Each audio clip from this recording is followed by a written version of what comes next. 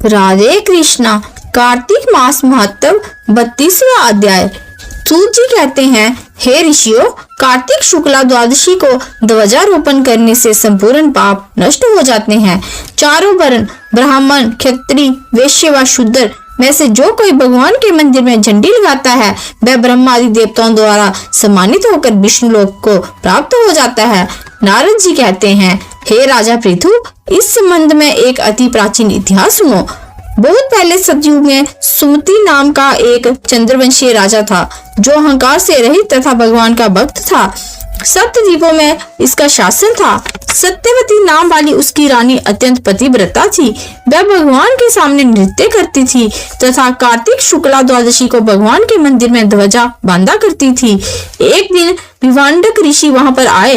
राजा रानी ने उनका अत्यंत आदर सत्कार किया। तत्पश्चात ध्वजारोपण करते हुए देखकर ऋषि ने कहा, हे राजन, भगवान को प्रसन्न करने के और भी अनेक साधन हैं, तब आपकी इस ध्वजारोपण में इतनी श्रद्धा क्यों है?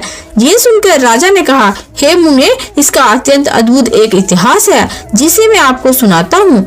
मैं पूर्व जन्म में मालिनी नाम वाला ब्राह्मण, द्वेषी, कुकर्मी, महापापी तथा वैश्यगामी शूद्र था। इन कुकर्मों के कारण मेरे बंधु बांधवों ने मुझे घर से निकाल दिया। इसके पश्चात वन में जाकर मैं एक टूटे फूटे विष्णु मंदिर में रहने लगा। दिन में वन के जीव जंतु तथा मृग आदि मारकर अपनी उदर पूर्ति किया करता था।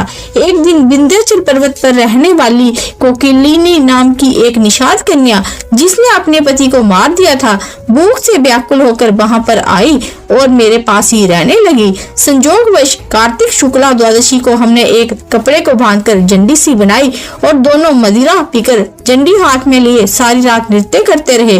नृत्य करते रहने के कारण प्रातःकाल हम दोनों की मृत्यु हो गई।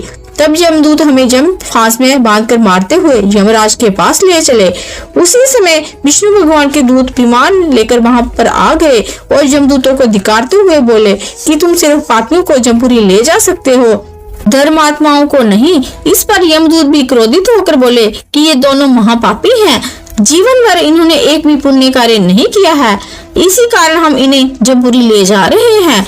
तब विष्णु पार्षदों ने कहा कि ये अत्यंत खेद की बात है कि तुम्हें धर्म अधर्म का तनिक भी ज्ञान नहीं है।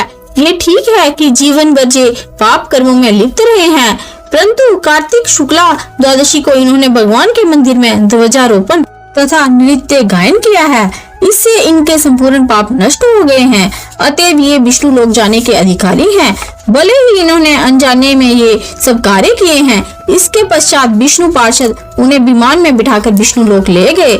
नारद जी कहते हैं कि हे राजा पृथु, अनजाने में ध्वजारोपण का ऐसा फल है तो श्रद्धा पूर्वक कार्तिक शुक्ला द्वादशी को ध्वजारोपण करने से जितना फल प्राप्त होता है उसका वर्णन नहीं किया जा सकता। इतनी कथा सुनकर विवांडक ऋषि तप करने चले गए। बोलो नारायण भगवान की जय, तुलसी मैया की जय, राधा कृष्ण भगवान की जय, कार्तिक मास की जय।